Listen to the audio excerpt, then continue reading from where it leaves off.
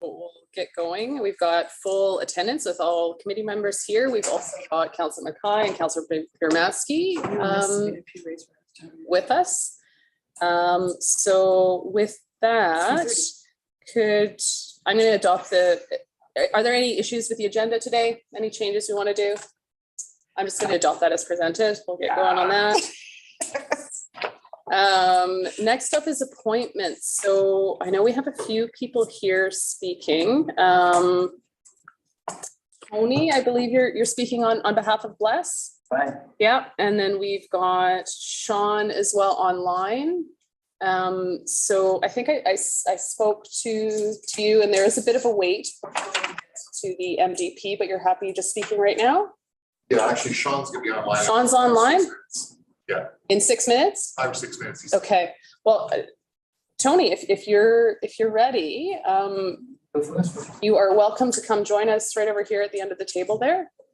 Madam Chair, we'll actually be doing 2 presentations.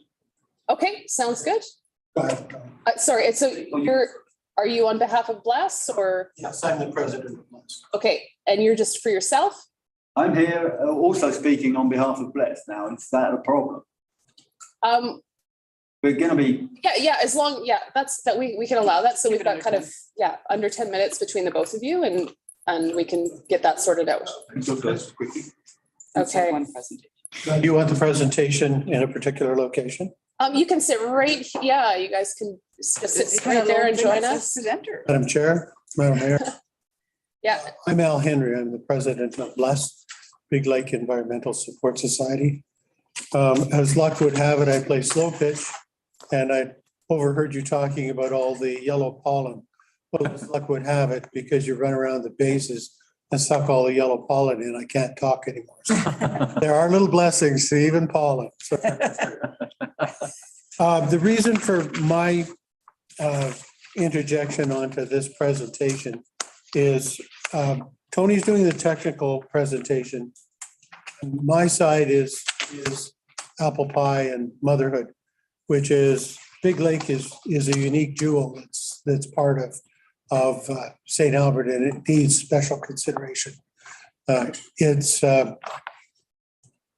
changes and the expansion of industrial and residential around that lake is causing a lot of difficulty, and some of the road alignments are making it difficult for us. In Bless, what we've done is we're working carefully with Parks and Rec. We've had an exceptional year. We have a wonderful board. We've had a lot of success in garnering grants. We've had Migratory Bird Day, which is a huge success. We have had substantial coverage, not only nationally but internationally as well. That is an IBA, important bird area. There's only 200 in the world, and people travel internationally to come to Big Lake. And if you take a drive any day or on the weekends, and you look at the amount of traffic that is now going to Big Lake, with the pressures that have been put on to the average person, the place that they're starting to find solace and mental health happens to be in the natural areas, not into parks, not into manufactured areas, but just trees and grass. So that's where Big Lake tends to shine.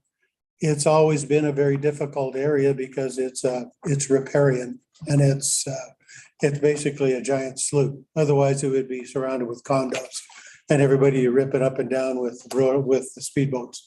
But as it is, it's a major migratory nesting area and a stopover area. Very important to maintain. And that North Bay that is affected by by Ray Gibbons, we're not about to stand in front of caterpillars and try and stop things. But what we can do is make suggestions on how to mitigate the difficulties that things like fencing, so your animals aren't going across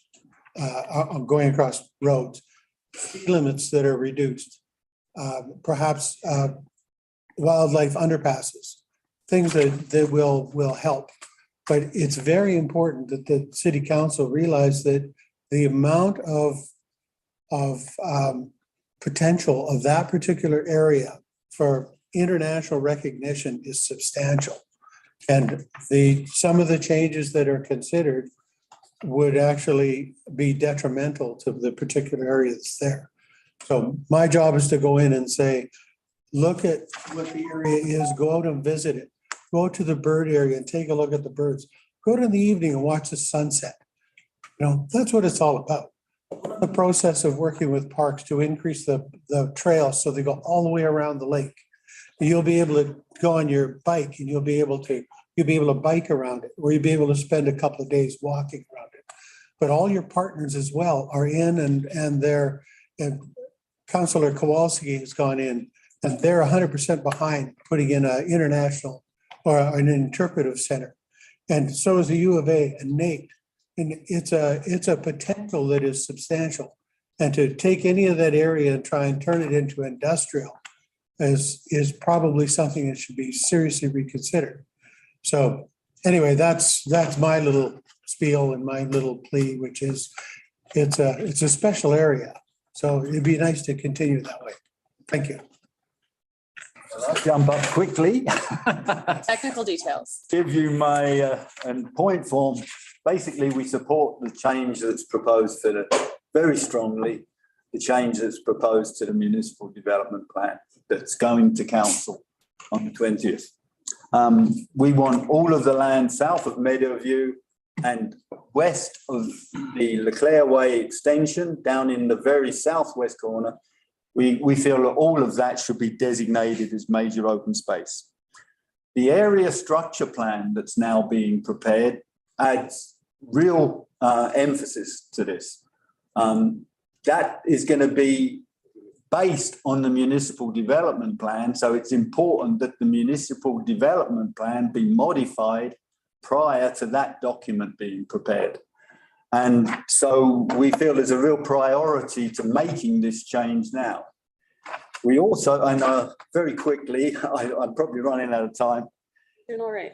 We also would like to add a change to the very southwest corner of the city. There's a parcel of land that's on the west side of the Leclerc extension. You can see it on the plan that we've got there.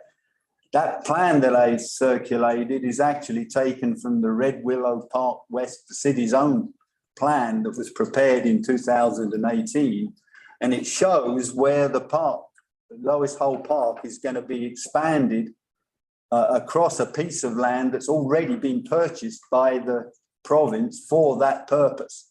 At the moment, some of that land is designated to be future industrial under the municipal development plan. We think that that should be corrected as well. And we think that the change that you've got, that you're handling and you're going to be giving first reading to on June 20th, our suggestion is that change also include a change for the parcel down at in the very southwest corner. And I think it's fairly clear from the diagram that the drawing that I gave you, what we're talking about. That's basically what I had to say, and we'll answer any questions. I can hang around if you're going to something else so that you could ask questions later if necessary. Thank you so much. That was, I'm glad you're able to come out here to speak with us. So on that note, do we have any questions for representatives of Bless? Yeah. Councillor Killer, go ahead. Yeah, Tony, thanks for the handout. The piece of land that we're going to be specifically debating today is up in the north little strip there. Right. You mentioned that you've had good conversations with our planning and parks department on the south part, kind of a separate item. Have they given you any indication kind of what you're talking about, the little pink box down in the bottom corner? That's actually a question, or we're not arguing about the pink box that's on here. We're arguing about the parcel that's actually shown on this plan as being green on the west side of Leclerc Way extension. Leclerc Way extension comes down in the north-south direction and connects to 137th Avenue. And it's the parcel that on the municipal development plan, as it stands at the moment, is shown as being pink. But on this plan is shown as being green because it's going to be future Lois Hole Park. So that's the piece that we have made that pitch to your planners. We've actually had a very good meetings with them and coordinate. They've been very helpful actually in terms of. So it's land it's a piece of land that was purchased by the provincial government.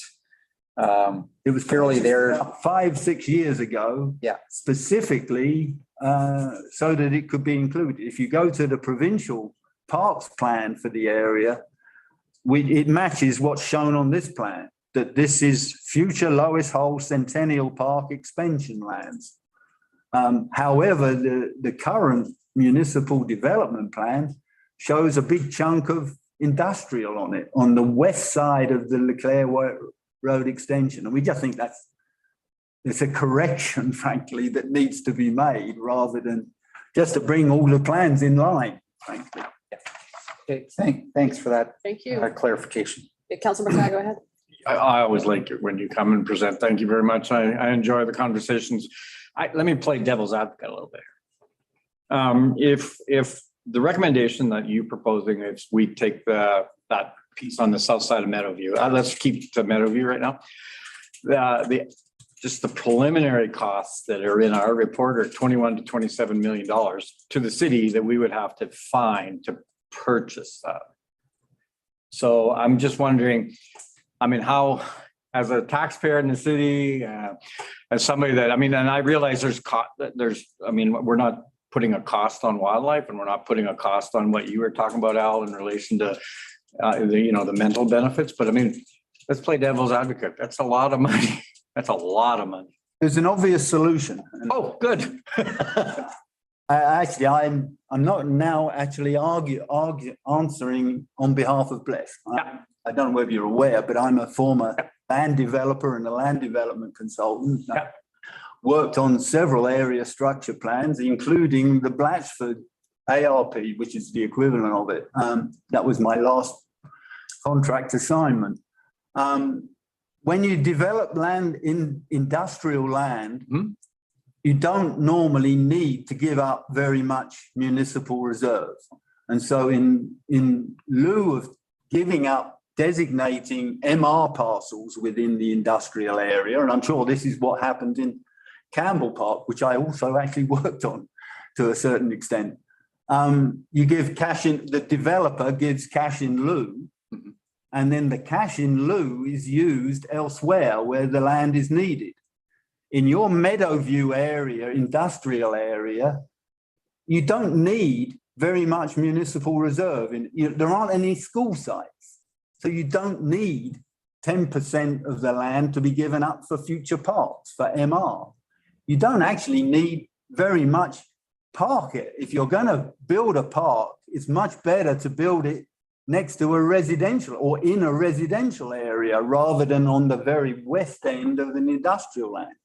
If I was the developer of that area, the Meadowview, I would be planning to give up from almost all of the 10% park dedication to give up cash in lieu, which would increase the amount of developable land that I'm then going to have, frankly, for sale and will generate industrial development. The city can then use that money that they get as cash in lieu to buy land adjacent to it on the south side of Meadowview Drive, but not just to buy the land. They could also use it to do the park construction on the land. The other thing that applies to this particular parcel, and I was a stormwater management engineer designing it, is one of the major philosophies that we had is shit runs downhill. It isn't much more complicated than that, designing. Some communities faster than others, but yeah. The obvious place to put the stormwater management facility for that whole 400, 500 acre parcel is in the very southwest corner On the south, We're getting into details that council, we're not engineers. No. We don't decide where stormwater goes. I'm gonna cut you off a little bit there. anyway, Did you need more? No, information? I mean, I appreciate you've obviously thought about it, and I mean, I appreciate it. If you're going to stay, great, because I mean, that question came up to administration, and I know it's in the report. So I think in summary, I would just say if you take a comprehensive look at this and you look at it from the point of view of the developers, and you guys are obviously interested in maximizing the amount of industrial land, there is a solution, but it does important to take a comprehensive. Thank you so much. Any other questions before Les takes the seat? Okay, so on that note, do we have Mr. Novak here from ISL? Yes. We do. All right, Sean. So the drill here, you've got 5 minutes, and we'll have an opportunity to ask you questions at the end of your presentation, and then we'll get into this item further on in the meeting, and that's the time that we'll be asking questions of administration. So go ahead when you're ready. Perfect. Thank you for the opportunity to speak. The opposition we have, we're representing I'm from ISL Engineering and Land Services, the land development manager. We're representing CODA lands today. And the opposition just comes from the major open spaces comment or component here for future land use designation south of Meadowview Drive. We don't have concerns necessarily that there's parks being proposed or future MR there, but it's more the opposition is related to the fact that stormwater management facilities is not a use that's acceptable under open spaces designation. And, comment Les brought up earlier, and we agree with him, is we've actually looked at these lands from a servicing and development standpoint. And south of Meadowview Drive is the lowest lying area of the employment lands. And that is naturally where stormwater management facilities would be located. So from a development standpoint and cost standpoint, that is the most cost-effective place and also feasible place for stormwater management facilities to be located, which is south of Meadowview Drive. So that's one of our big, concerns here is the fact that if that is designated as major open spaces, that doesn't allow the opportunity for stormwater management facilities south of Meadowview Drive. And when we further look at, previous master plans, Red Willow Master Plan is one of them. That concept in the Red Willow Master Plan didn't preclude necessarily stormwater management facilities. It did show trail alignments through the land south of Meadowview Drive, which we feel like we could definitely address with trails around these proposed future stormwater management facilities. So that's where we're kind of coming from in terms of, the stormwater management facility component. The other comment we'd have is on the MR allocation component. There's a requirement for a 50-meter setback from Carrot Creek already that's incorporated into employment lands. And the concern is the open space is going to basically dedicated MR. And, us doing some quick calculations here, you'll be over your 10% dedication of MR according to the MGA if you dedicated all the land south of Meadowview Drive, plus the 50-meter offset from Carrot Creek, that would also be MR. Plus, I think there's a small park that was proposed in the Red Willow Master Plan in the northwest corner of the employment lands that was also anticipated as MR. Thank you. That was it. All right, thanks so much. So I understand that both you and Dave from CODA are here to answer questions, kind of on behalf of the developer. Is that right? That's correct. Dave actually represents CODA. Okay, perfect. Councillor Broadhead, did you want to start with a question? Yeah. One of the interesting things about this whole discussion is that Meadowview Drive is there sort of as a artificial designator of a break in land. And so people talk about south of Meadowview Drive and north of Meadowview Drive. And if Meadowview Drive wasn't there, where would you put your stormwater management ponds? Excellent question. We would put it right beside Big Lake. So south south of the fictitious Meadowview. We put it as close to Big Lake as possible, above the 1 in 100-year floodplain, but as close to Big Lake, because that's the lowest lying area. But you don't own the land, so what would you do? Would you buy that land or what would you do? CODA does own a portion of that land, but I would say generally what occurs in the land development industry is those lands are either purchased for a stormwater management facility, or there's land swaps. There's different options in the industry, but I think generally what occurs is the stormwater management facilities are designed in the most cost-effective place they can be, and then that's sorted out by landowners. Okay, so your position though is engineering, from an engineering perspective, that's where they would be irrespective of the road or not. Correct. Okay, fair enough. Thank you. All right, so any other questions, kind of with the understanding that staff's presentation is going to deal with a lot of the technical details of the land development? Anything else? I'm seeing no hands, so thank you so much for joining us today. Did you want to? The other comment I wanted to make is that, especially on our lands, we're not looking to put industrial use south of Meadowview Drive. Just want to make that clear. We're just looking for a place, the proper place to put a stormwater management facility. Great. Can't speak on behalf of the other landowners. That's our goal. Perfect. Thank you so much. Okay, and I think that's all we have for presentations. Okay, so we do have one other submission. So that was just on behalf of one of the landowners, and they're opposed to that same the MDP amendment that we're talking about later. For different reasons. For different reasons, yeah. So on that note, does anyone have any issues with the minutes from May 9th? No. Councilor Broadhead, do you want to make a motion to adopt those as presented? I could. All right. That the Community Growth and Infrastructure Standing Committee minutes of May 9th, 2022 be adopted as presented. Thank you. I'll call for the vote. And that carries unanimously. Thank you.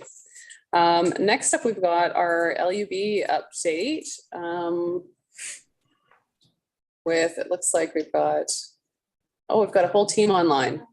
Adrian, did you want to introduce this? Sure, I can. Yeah, we've got Colin Kriviak, the Development Branch Manager, Chelsea Thompson, Development Officer, Barb Dupuis, Planner, and Michelle Brooking, also Development Officer, here to present the update on the land use bylaw update. Okay, thank you. And kind of similar to this morning, are you looking for us to leave our questions till the end? Is that kind of preference? I think if you have questions, I think you just jump in and ask them. We'll see how that goes. Thank you. Go ahead. Do you want me to do use here? Colin, you want to start?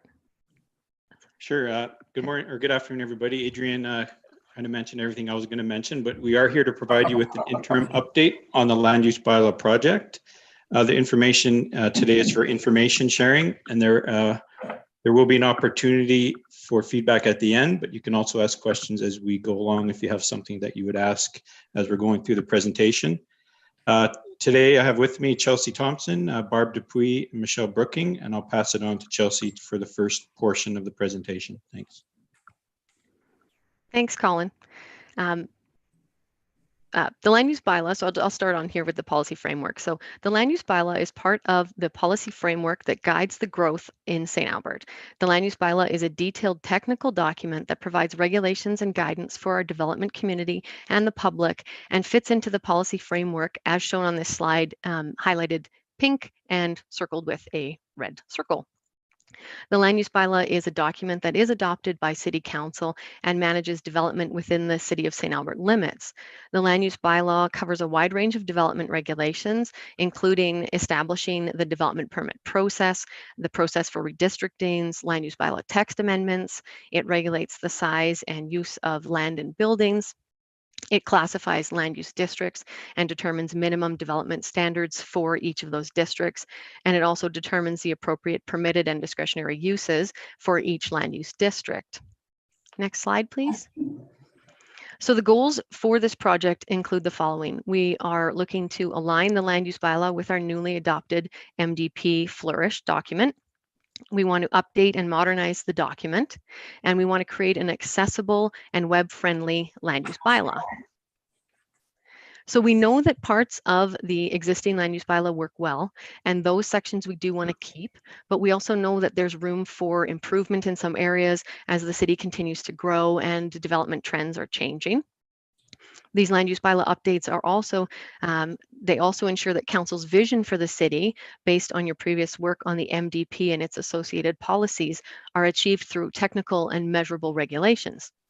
And lastly, if COVID has taught us anything, it's that providing easily accessible online information supports and empowers the public, businesses, and our development community. Next slide, please. So the project team, we did put out a request for proposal, an RFP, last year and received 7 submissions. The chosen consultant team is a group of companies that include ISL Engineering, who is the prime consultant, and 2 sub-consultants, which are Urban Strategies, Inc. and Hyde Tech Apps. The internal project team is broken into 5 groups. We have the core team who's here today.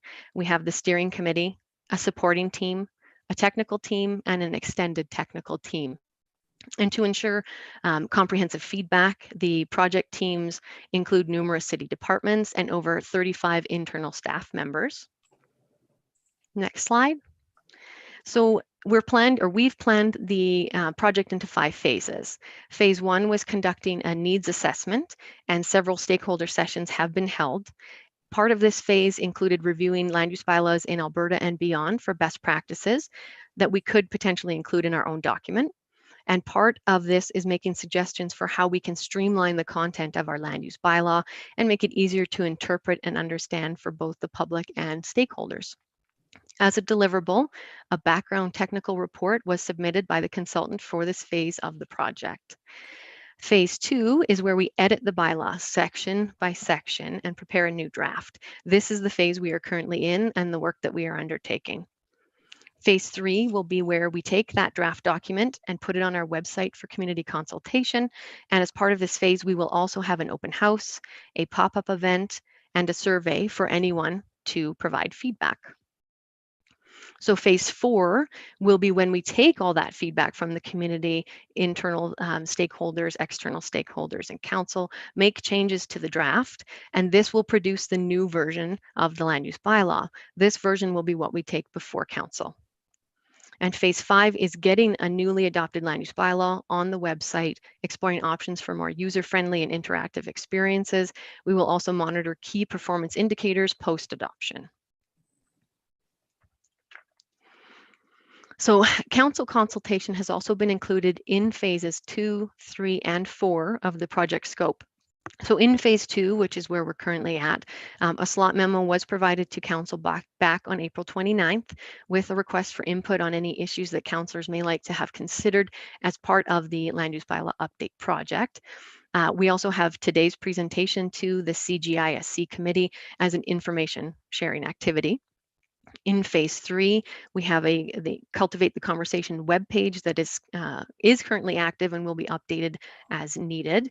There are also plans for an open house, a community pop-up event, probably in August at the farmers market, and an online survey. So in phase 4, oh, sorry. Just a question here. When the slot memo, this might be for Adrian, because I think our questions were sent back to Adrian, but in terms of the request for input, there was a lot of discussion around the setback and around Carrot Creek and whether it was single-sided or double-sided.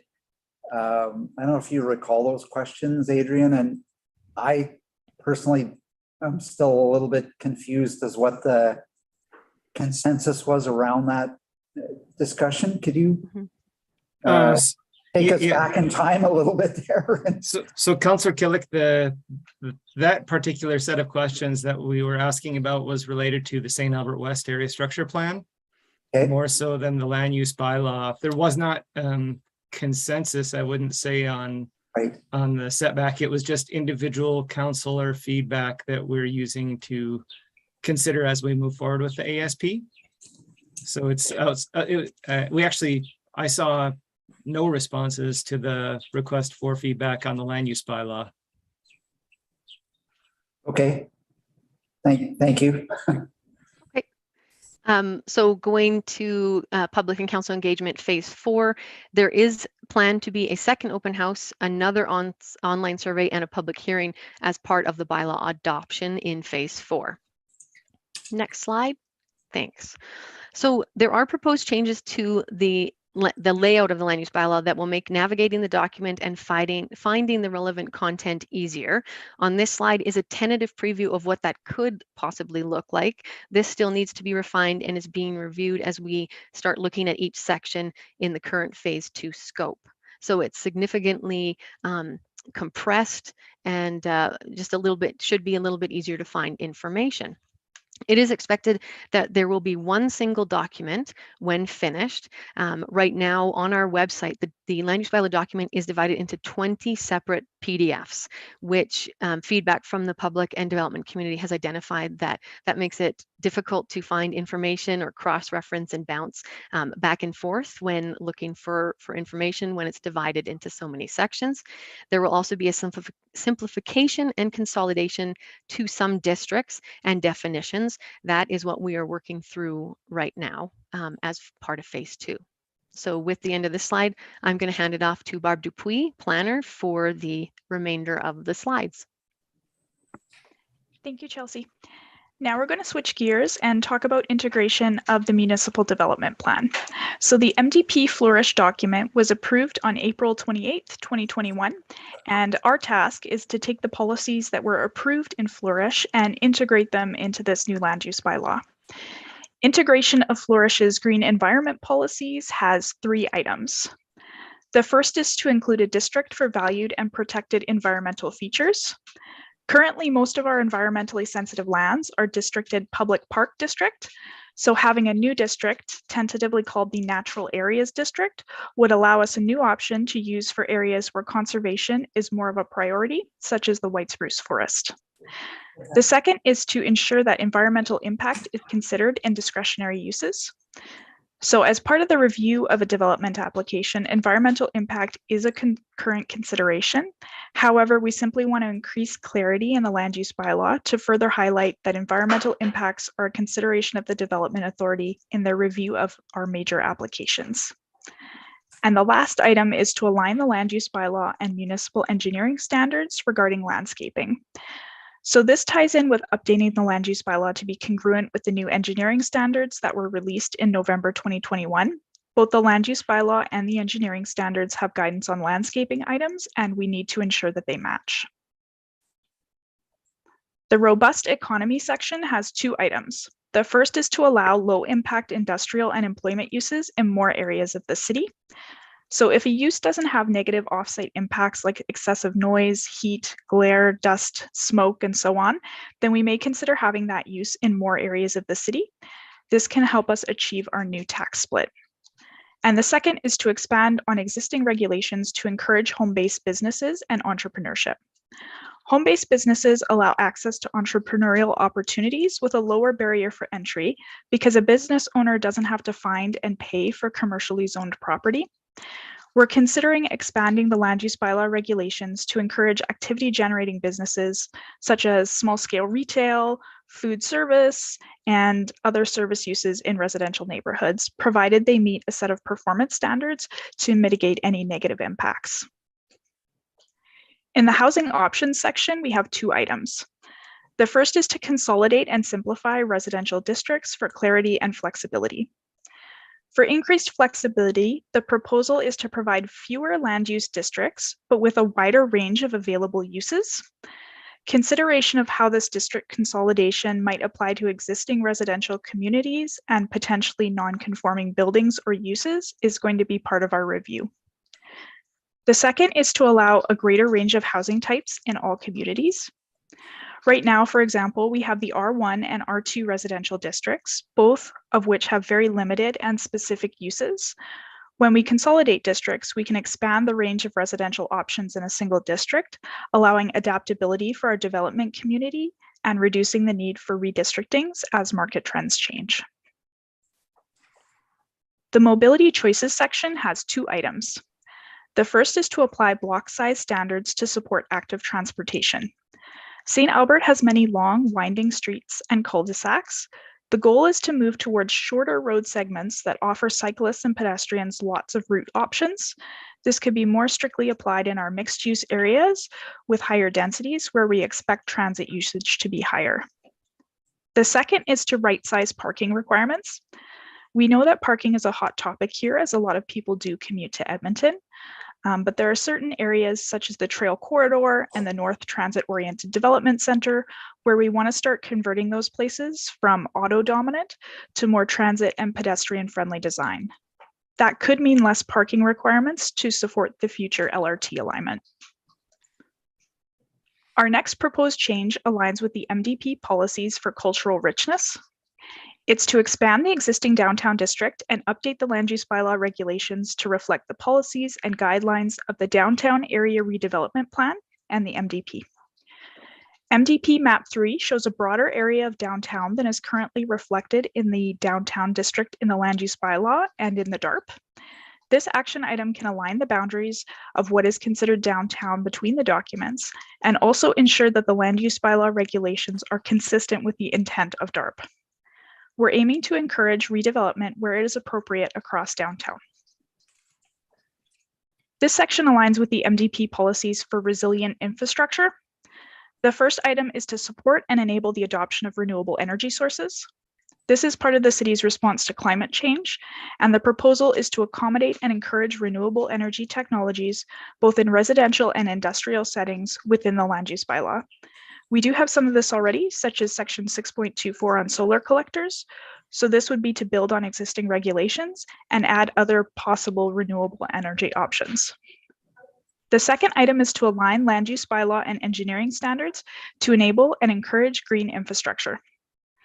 The new engineering standards were released for use in November 2021, and this action item will ensure that any changes that were made while writing the new engineering standards are supported by the regulations in the land use bylaw. These 2 proposed changes align with the community well-being policies in the MDP. The first is to remove regulatory barriers to supportive housing models. St. Albert could consider consolidating definitions regarding supportive and group homes under one definition that would distinguish the use by land use impacts and not by the actual users of the facilities. The city may also consider expanding the areas in which such uses are permitted, recognizing them as a compatible residential/institutional type use. The second proposal is to support food security, availability, and entrepreneurship through urban agriculture. We're trying to expand on the work already completed with the Hens and Bees initiatives. We could consider a clear, flexible definition for community-oriented food uses and permit this use broadly in most districts. This proposed change aligns with the MDP policies for great places. So we have one item, which is to design mixed-use civic and commercial districts for people and not cars. Streetscape policies in the MDP include direction that development be oriented towards public streets, include active uses at grade, and minimize blank walls. Some of these goals are already incorporated into the downtown district, and we want some of the other districts in the city to incorporate them as well. In the sustainable growth section, we have 2 objectives. The first is to encourage the development of more complete walkable neighborhoods. So we could support municipal development plan policies for more complete communities by broadening the range of services within residentially focused districts. This means that people could have easier access to coffee shops and conveniences within their own neighborhoods without having to drive to the city's commercial corridor. And the second is to link districting to transit. To be more supportive of our future LRT line, we're proposing a significant adjustment to the corridor commercial district, which would allow for a diversity of residential and commercial uses, higher densities, and reducing vehicle dependencies. Thank you for your time. This concludes our presentation, and the project team is available to answer any questions you might have. Thank you very much. This is an exciting project that I know we've been waiting for a really long time. So really appreciate the work into this. So I know we have a lot of questions. So we can start with Councillor Broadhead. Thank you, Madam Chair. And my first question is, so as you go out to the public, what is your process then for determining how you're going to value input. So, for example, you have a proposed land use district that we were looking at in the previous issue, and there's a request for stormwater management plans in that area. How are you going to assess whether that's a good idea or a bad idea?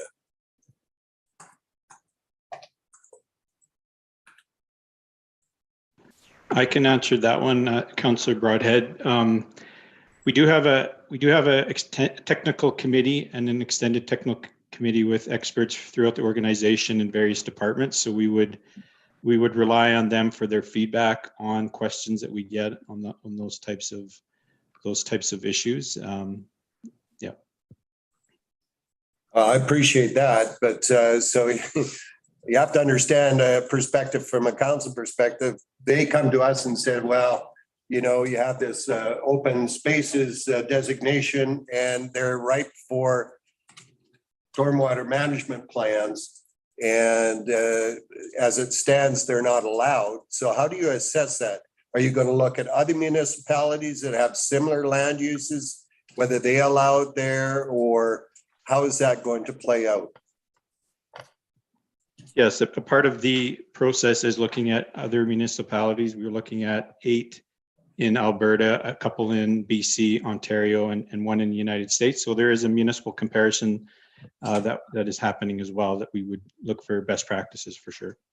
Okay, so one that's near and dear to my heart is whether or not we're going to allow electronic signs in public and private services land designation.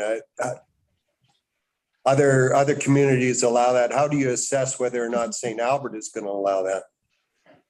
So I can take that one if you want. So basically what it is we look at the existing document. We look at what we have. We look where there's holes, not holes per se, but we look where there's areas for improvement. We look at best practices of other communities.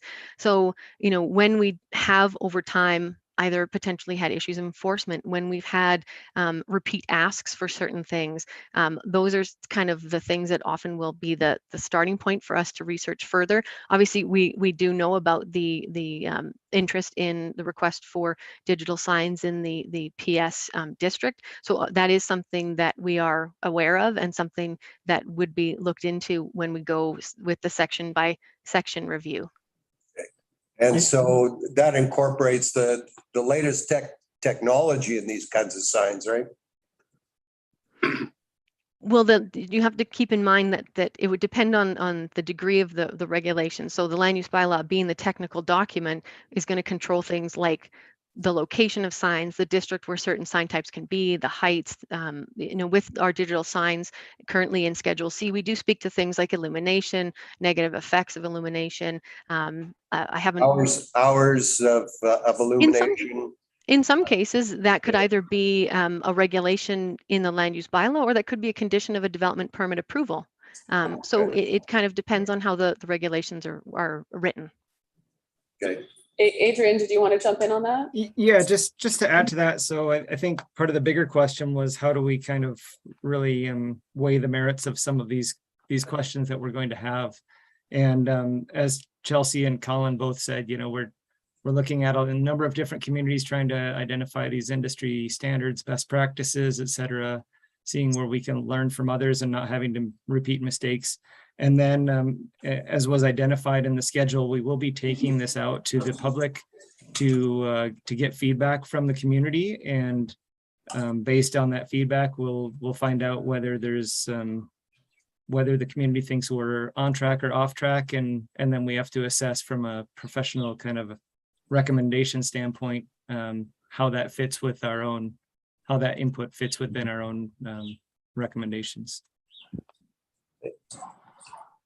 I'll come back. Okay. Go ahead, Councillor Killer.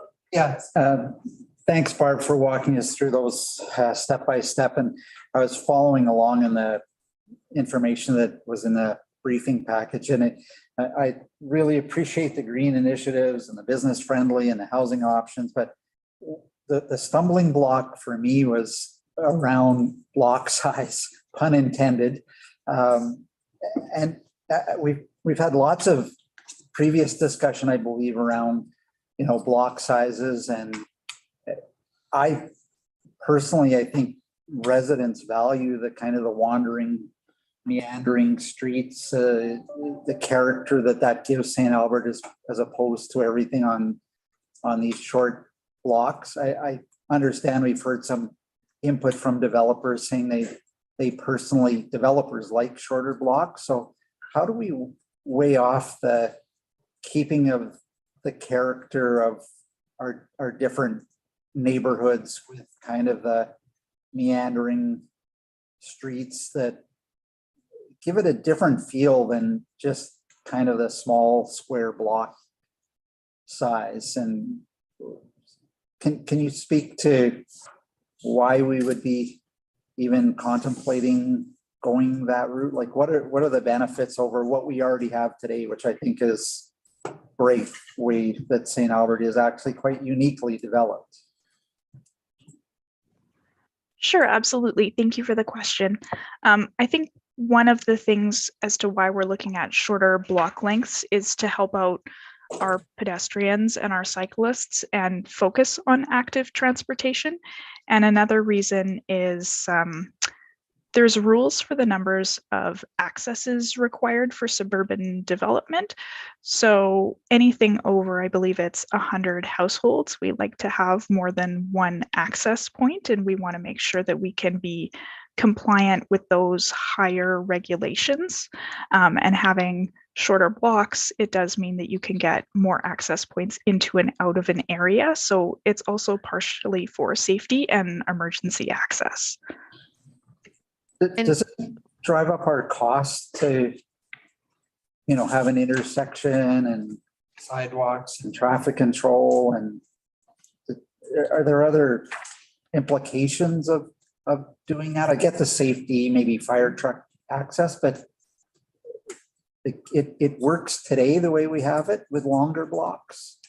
Are there other things that it would affect, like development costs and giving up more developable space to roads kind of thing with shorter blocks? Like you have more roads, right? Yes, so that is true. You would have more roads, and once we take those roads over, we would have, as a city, those assets to maintain. So there are costs associated. Long-term operational costs, no clearing, all of that. Yeah. And Yes, that's correct. Councillor Killick, if I could add in as well, is when we're saying block length, we're not necessarily saying we're going to lose curvilinear or like it's not just for clarity. It's not necessarily going to be just square grid blocks. It's just having some sort of potential measurement for points where we could have those breaks in the access in case of an emergency, and for connectability of neighborhoods and such. So we wouldn't lose it, as you were going to say, curvilinear kind of flowing nature that we have. And okay, thank you for that. Thank you. I think we've got Councillor Hughes with a question. Thank you. Okay, so back to the short blocks. I'm just going to move this up. I didn't realize where I was. So this was a discussion last council. There was an attempt to put it into short blocks into the MDP. It was a struggle for the entire 4 years that it was discussed. And the developer on council, Ray, was very much in alignment, saying that the short blocks are not conducive to what would be the ideal. And I personally do not see how they are conducive to bikes and pedestrians, because the more intersections you have, the more likely you're going to get hit in one of them. When I have to walk a block and I know I'm going to have to go through 6 intersections where before I would have had to go through 2, it actually causes more stress, not less. So I'm trying to figure out what would be the process to get this again taken off of the main agenda of having it be stated as a requirement to do this, because I feel like every time this comes forward, it just keeps coming back. We just can't seem to stop having it come back, of having a discussion to push the short block idea. And it's one thing to say we want to have it as a consideration. It's another thing to have it as a requirement in the land use bylaw. So I'm just wondering what the Counselor Hughes, process is. I'll just jump in here. I think the answer is a member of council making a motion to remove that priority from this list would be the process. So, And okay. So I hear you, Chair. What I'm wondering is, do we have a specific list? Because there was a large presentation, but is there actually like a specified list that we can take this from? Because I'm not on this committee, so we'll have to do this at the council. yeah, you bet. It's in our package. Okay. The other question I had was the DARP. I guess I'm just going to say I'm just frustrated that it keeps coming back. That's my frustration. Because no, it appears to be not yet. I'll come back again. But the DARP, you said you're going to increase it. So what's the footprint you're looking at for the new DARP area? So if I could just clarify, I don't actually mean that we're going to increase it within the DARP. What we're specifically looking at is the DT district. It's not quite aligned. So we want to fix the DT district so that it aligns with DARP and with the MDP. Sorry if I wasn't clear on that. No, it's probably me. Don't worry about it. But so what are we adding? I'm assuming we're adding to. What are we adding to so that they align? There's an area that's sort of right north of the river that could potentially be part of the downtown district that is now something called the Boardwalk District. So we are considering putting the Boardwalk District into the downtown district, if that makes sense. Okay, that's it. Thank you. Thank you. All right. Do we have any other questions? Yeah, Councillor Broadhead, go ahead. Just a follow-up question around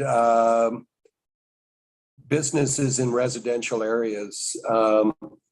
So my question is, once you open that box, I'm going to call it Pandora's box. How do you keep a rein on that so that somebody doesn't open a motorcycle shop right next to my house? I can take that. So, currently, for example, we do have home occupations. It's a thing that is discretionary in districts where you have residential. There are limits in regards to business types. There are certain uses that are clearly prohibited by way of the definition of a home occupation.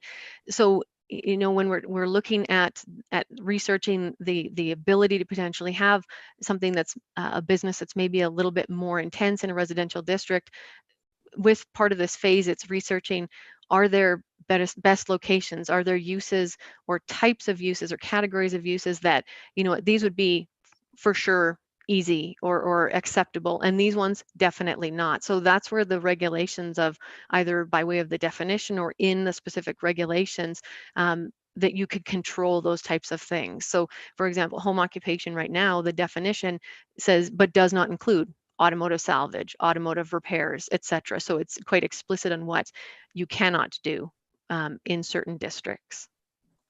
Is there a limit on the other thing that whether or not it's a noisy situation, it's the come and go and the traffic within a cul-de-sac, for example. If you put a doctor's office in there that has, 10 patients an hour, and then all of a sudden now you're having to deal with traffic, and how do you assess whether that's good or bad? Yeah. So currently, depending on if you wanted to be very specific on what can and cannot occur, or otherwise, currently how we do home occupations is as a discretionary use, the development authority has the ability to assess the merits of that application. So we look at things like the intensity, which is do they have customers? Is there coming and going? Are they making anything on site? Are they storing anything on site? So we look at the proposed hours of operation. Where do they have available parking? So what someone might be able to do 4 doors down, where they have a big lot, available on-site parking, the intensity is less, even though the use might be the same. 2 doors down in a pie, where they have no on-site parking, maybe they want to be open longer hours, etc. That's where we go. This works from intensity and the regulations and the use. This might not. So it has some discretion ability through the mechanisms of the land use bylaw. So the home occupation requirement is still going to carry through into the MDP? Do you mean in the land use bylaw? Land use bylaw. Yes, and that's still at this point a bit of an unknown. Are we going to expand what a home occupation can or cannot be, or are we going to keep home occupations as something maybe like a starting point to kind of create a hierarchy of commercial use in potentially? But those are still things that are being investigated and researched on. Obviously, what are other communities doing, and also what would be appropriate for a St. Albert context. Okay. So just to follow up that question, the kind of details that we're talking about here, those would be explored further in next stages of the project. Am I understanding that correctly? I'm seeing nods. That's great. Okay. Thank you so much. Any other questions? Mayor Heron, do you want to make the motion? So sure, I can do. I was gonna say, this is just for information. This is right? just for information. Yeah. No decisions being made yet. Nope. Sure. That the Community Growth and Infrastructure Standing Committee recommend to Council that the agenda report dated June 13th, 2022, entitled Land Use Bylaw Update 2022 be received as information. Thank you. I'll accept that. Do you want any comments to open? I'm going to any other comments? No?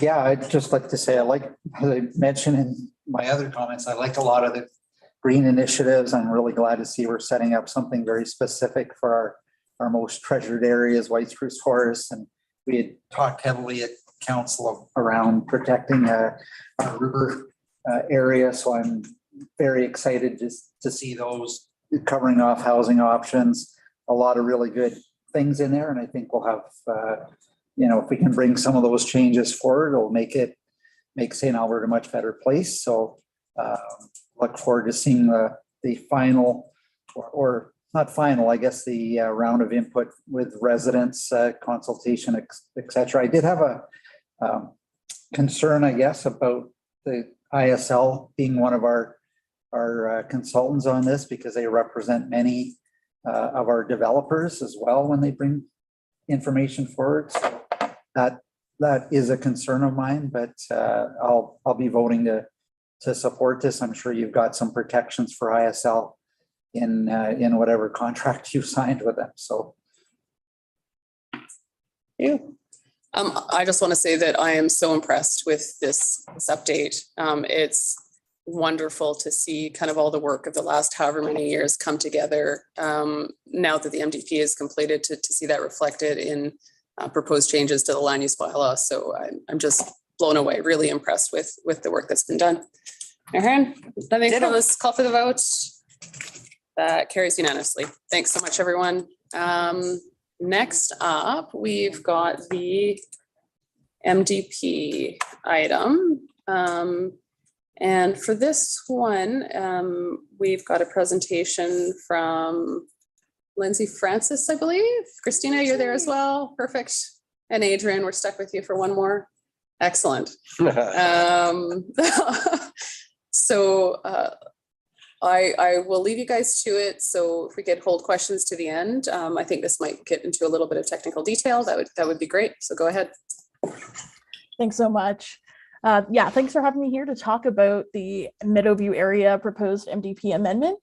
And like you mentioned, I do have some technical information, so it is going to be a little bit of a lengthy presentation, but I'll try my best to explain it as good as I can. And I might provide you with some information that you already know, but they're all important things to be considering with this proposed amendment.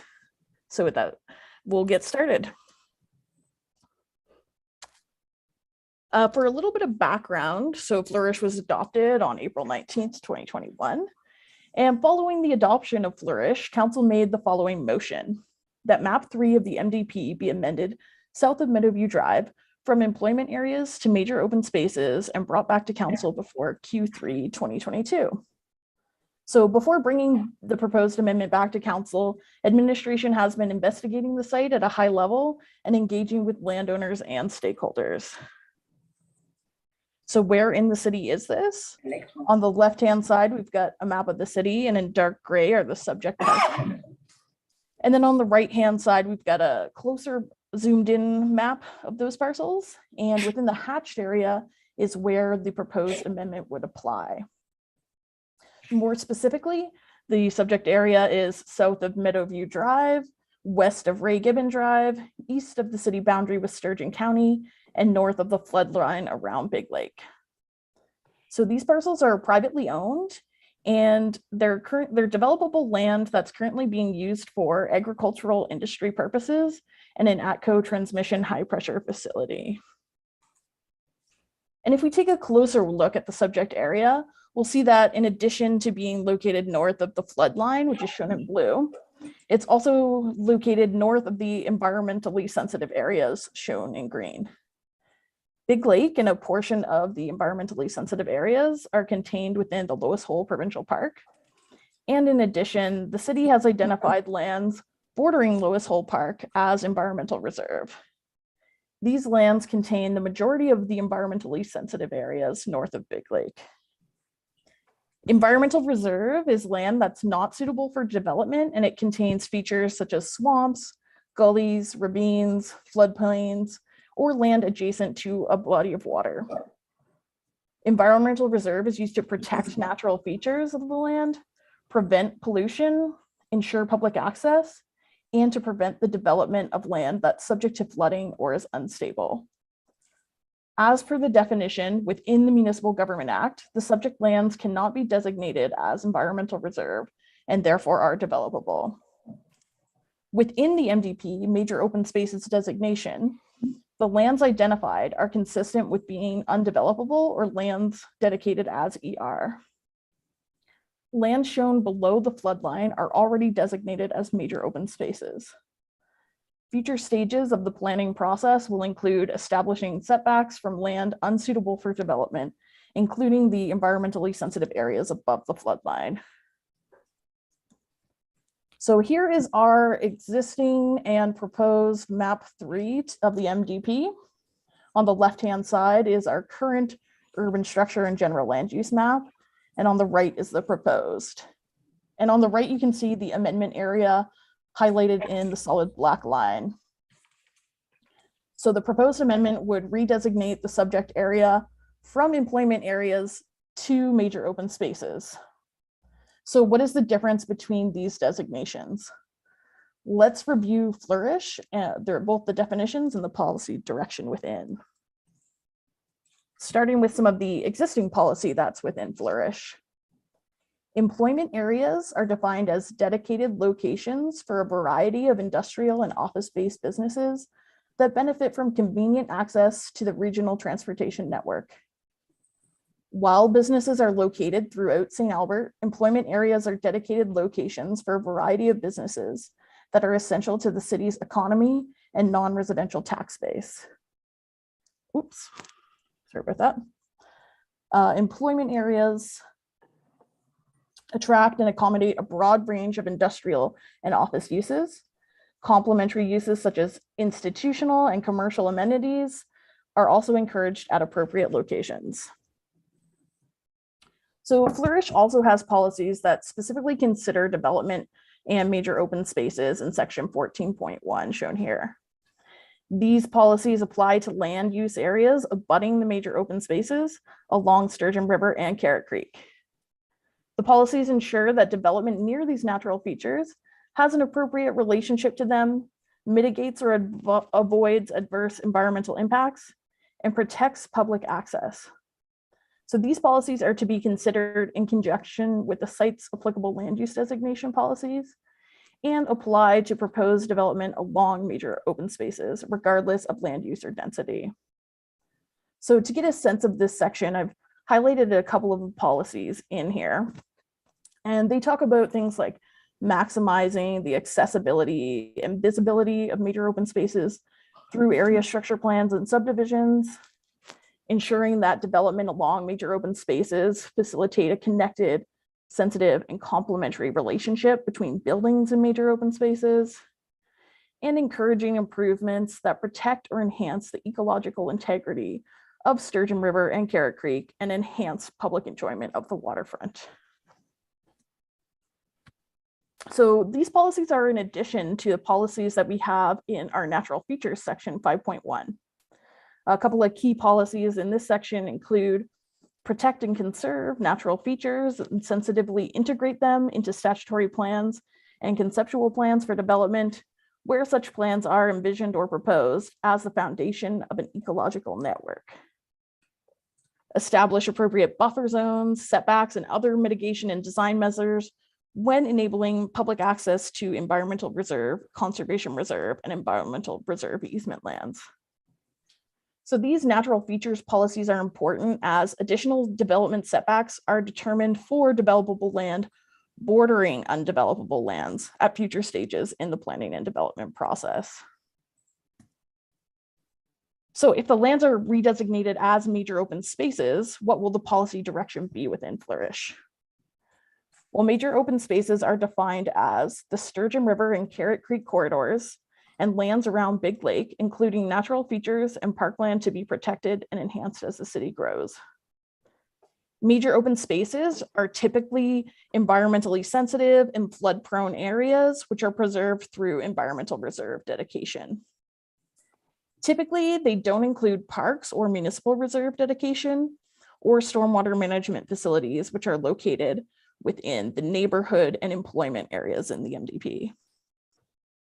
The major open spaces policies within section 14.2 discuss some pretty specific terminology, things like natural features and flood-prone areas, which don't apply to this subject area as the land is considered developable. So dedicating the developable lands to major open spaces is not consistent with the definition or the policy direction within Flourish. Administration notes that further amendments to the policy within Flourish would be subsequently required regarding developable land within the major open spaces designation. So I've got a couple of key considerations to go over. One of them is one of our major goals within Flourish is strive to achieve a tax revenue split of 70% residential assessment and 30% non-residential assessment to promote sustainability and reduce reliance on residential taxes. So amendments to any of the planned employment areas will impact the ability of Flourish to achieve this goal. As such, the city may need to identify additional lands for non-residential development within St. Albert. If the intent is to incorporate this area as parkland, a potential result of the proposed amendment is the need for the city to purchase these lands, which has not yet been contemplated in the latest council budget. In 2020 figures, this was estimated at about $16 million. And in 2022 figures, this estimate has increased to $21 to $27 million. And this cost doesn't include associated park development or the loss of future non-residential tax assessment. This cost is expected to increase in future years. Using municipal reserve dedication requirements to acquire the subject lands could result in two things. Limited opportunity to acquire lands along Carrot Creek for park and trail purposes beyond environmental reserve. Within our city plans, we identify the lands along Carrot Creek both as a mix of major open space and parkland. Focusing the land acquisition along Big Lake would impact the ability to acquire these additional parklands. Potential economic development disadvantage as well, because many municipalities in the region collect cash in lieu of parkland for employment development. So while some of the cash in lieu collected could help offset the needed land purchase, it would not cover the full cost to purchase this or for future operations. So I know you've seen this, this graphic already today, but I'll just highlight a few points here. Up at the top, we've got our broad Municipal Government Act legislation. And within that legislation, it outlines our requirements for reserves and what can be taken as environmental reserve. And then when we get to our city documents, such as our MDP or Flourish, this is the city's long-range policy planning document. It guides the future growth within the city to a population of 100,000 and has our high-level vision, which is further refined at subsequent planning stages. Then below the MDP, we've got our area structure plans. And these implement the policies of the MDP for development within a specific area of the city. It plans for development at a smaller scale and guides things like redistricting, road networks, things like that. And then below that, we have our more detailed and site-specific plans. So I mentioned the planning process as we're currently undergoing the development of the St. Albert West ASP, and this includes the subject area. This project will complete technical studies that will inform and further refine the land use concept. The area structure plan provides opportunities to address environmental considerations, such as development setbacks, development standards, and mitigation measures. It will also outline the limits of environmental reserve. This process will help further refine the developable and non-developable lands and provide opportunity to make informed decisions regarding land uses, infrastructure needs, and detailed protection and mitigation measures. The St. Albert West ASP will be informed by the city's Red Willow Park master plan concept as shown here. This concept includes viewpoints, multi-use trails, nature trails, and naturalization areas. So, as I mentioned at the beginning of the presentation, we've been doing some landowner and stakeholder engagement. We had a virtual landowner meeting on May 3rd and a virtual stakeholder meeting on May 11th. So the landowners who attended the virtual meeting objected to the proposed amendment. Those planning on developing within Lakeview Business District were opposed as they had planned to locate stormwater management facilities in this area, which is not enabled under the major open spaces designation. The potential lack of parkland dedication around Carrot Creek was also identified as a concern, as parkland would help manage the stormwater erosion impacts to Carrot Creek. Other landowners were opposed as they were concerned that this redesignation would lower the value of their property and freeze development on their land. We heard from Bless and they support the proposed amendment because they're concerned with the industrial areas being located next to Big Lake, environmentally sensitive areas, and important bird areas. As well, Alberta Health Services supported the proposed amendment as protecting and enhancing natural areas are found to be beneficial for mental and physical well-being of individuals who access and experience these areas. So overall, when we did our internal engagement, the city departments agreed that this amendment is not the best way forward and support rescinding the council motion. So I'll now go through a couple of specific comments from different departments. The environment branch may support future development based off the level of impact, scale, and types of uses. For example, environment would support a naturalized stormwater facility in this area and recognizes that that would be best enabled under the current designation of employment areas with mitigation measures incorporated into the area structure plan. The environment branch supports the intent of the proposed amendment along with the same reasons as Bless, that it's near Big Lake, the important bird areas, environmentally significant areas, and the floodplain where impactful development is not preferred. Recreations and Parks noted that there is many demands for MR or parkland in this area, such as a trail along Carrot Creek, the Red Willow Park Master Plan proposed trails and parks, and park sites that are not compatible with neighborhood areas. Utilities indicated that stormwater management facilities are best located in low topography areas, and that a lift station will be required either north or south of Meadowview Drive, and its preferred location is on the south due to the topography and the ability to direct the stormwater into Big Lake rather than Carrot Creek. They also noted that municipal reserve enables some uses that are incompatible with major open spaces, such as school sites or playgrounds. Infrastructure planning and asset management indicated that prior to redesignation of the land, the area structure plan process should proceed. As there are several unknown impacts of placing the restricted major open spaces designation on the land, it's best to study what the servicing implications would be before proceeding and potentially causing unintended consequences. The land may also be limited for development opportunities south of Meadowview Drive due to servicing costs. And planning noted that the motion would result in the following. Changes to the MDP will be required to ensure the policy and intent of the major open space designation accommodates lands that are developable. Reduced amount of land designated for employment purposes impact future tax assessment, and to a lesser extent, number of jobs. There's some possible unintended consequences due to servicing impacts on both Carrot Creek and the development of employment lands. And there may be financial impacts as well.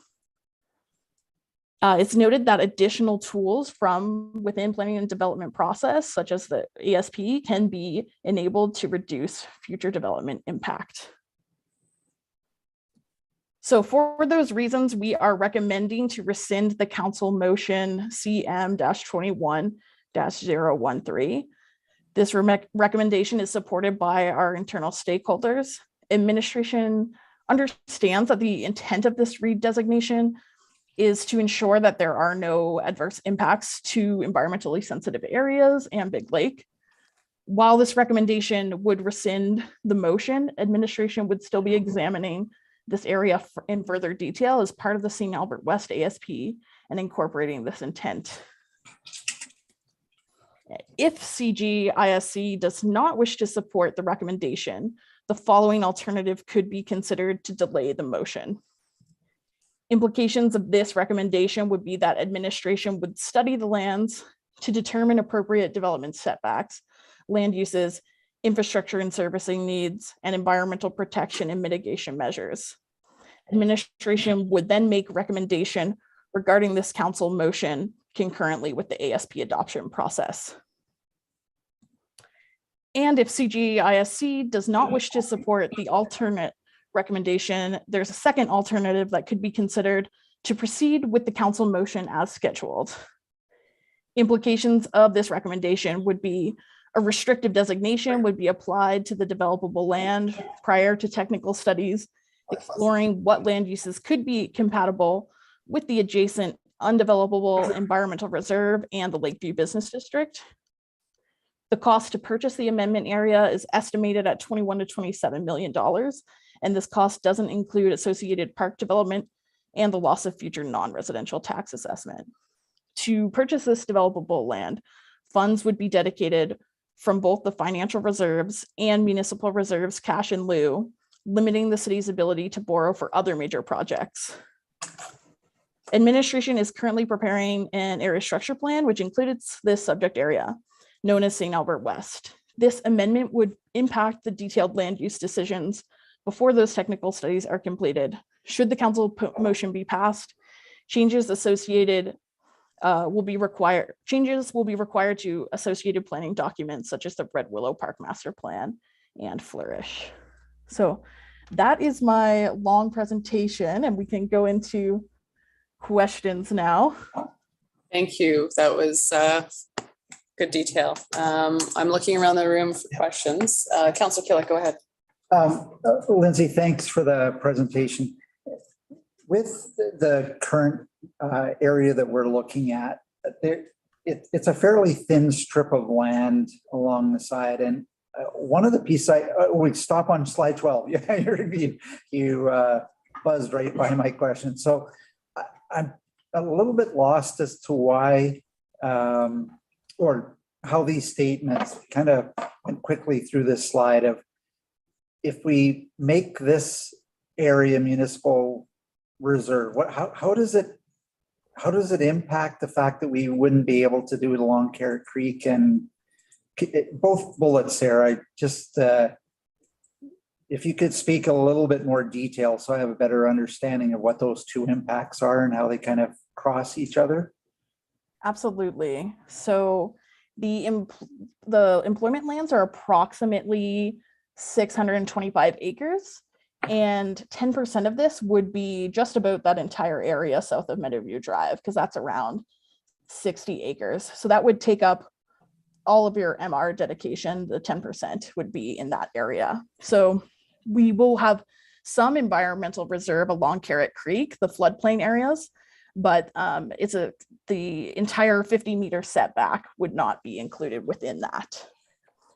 Also, like when we're collecting cash in lieu, it's based off the current land values.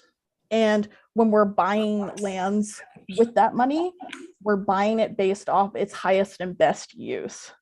So there's a little bit of a difference in value there. And as we're collecting cash in lieu, it's as development occurs. So it will take some time as development occurs to have this cash in lieu to purchase the lands. Like we said, it's estimated today 21 to 27 million. That cost is just going to increase. So we'd either need to maybe front that cost or so it will come from our funds now, or if we waited, it's going to go up. And again, the cash in lieu wouldn't quite be enough to cover that. Okay, thanks. I didn't. Yeah, it did totally. Just especially on the first point, I didn't realize that 60 acres was almost the total amount of municipal reserve It used to land. be 15%. So Yeah. Mhm. That's quite surprising that chunk of land is that big. The other question I had was so we've got the floodplain, which takes up a huge amount of area. Under no circumstances would anybody be able to develop on the 1 to 100 floodplain area. So that's guaranteed, protected, big buffer zone for Bless to have. I think you had a good map there. But within that, there was also some, I think, environmentally sensitive pockets of land as well, kind of right along the blue line. Are they also essentially undevelopable? Yes. So yeah, and part of the ESP will be setting out setbacks around those environmentally significant areas as well. So what are they exactly? Like, I've driven by there and I didn't are they like forested area or what? Let me see. I think I have an air photo at the very end here. I'm not sure exactly what they're classified as. I haven't looked. Yeah, so it looks like there's maybe some tree stands under there, but yeah, I'm not sure exactly what those are. So again, They are, Councillor Killick, they're small spruce tree stands that were surveyed a number of years ago as holding some wildlife habitat value. So they wouldn't be able to cut down all those trees and develop on that land either then, Adrian, or? Not below the flood line anyway. Yeah, but like part of the area structure plan would be setting out some regulations for those areas to be protected as well. Yes, in the MDP, we do have policies saying that the ESAs need to be protected. So we would find ways to protect them. If they're considered developable, we would then perhaps use municipal reserve that's where we would dedicate municipal reserve to acquire those. Okay. And so there's still a significant amount of land that is protected. In fact, it looks like the buffer zone of the 1 in 100 flood zone in that particular area of the lake is even larger than along the east side of it, right? There's actually more protected land there. Councillor Killick, if you actually go from the northernmost extent of the flood line to the shores of Big Lake, it's approximately 500 meters or so. So it is a substantial setback or between the water line and the top of the flood line.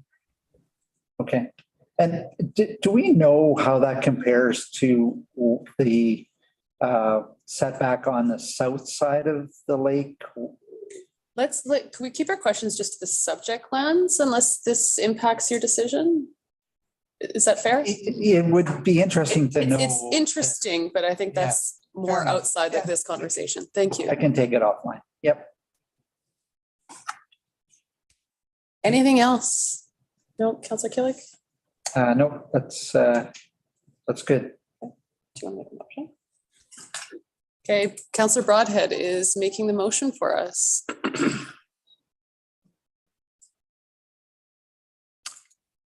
I recommend that the Community Growth and Infrastructure Standing Committee, CGIS, recommends that council rescind the council motion of May 31st, 2021. And do we do that second part? Yeah, and then the second one, that map 3. That map 3 of the MDP be amended south of Meadowview Drive from employment area to. No, no, that's not right. That's the motion we're rescinding. That's one. Oh, that's the one we're That's rescinding. the one Okay. we're rescinding. Okay. Yeah. Put it back in. Okay, so just that top one. That's all you need then. It would be. Say what motion? Oh, just the motion, CM 21013. You're okay with that? That's what I'm reading right here. so. Perfect. That's great. That's friendly. Any comments? Nope. Okay, I don't see any comments. I'll call for the vote. Okay. That carries unanimously. Thank you so much, everyone. Thank you for the presentation. I know a lot of work went into that. And thank you to all of our presenters as well today. So really appreciate that. For those online, our next meeting is starting in, how many minutes are you going to give us, Mayor? Now? 256. 2:56. Okay, 15? 15 minutes. We'll start up again. So meeting adjourned. Thanks so much, everyone.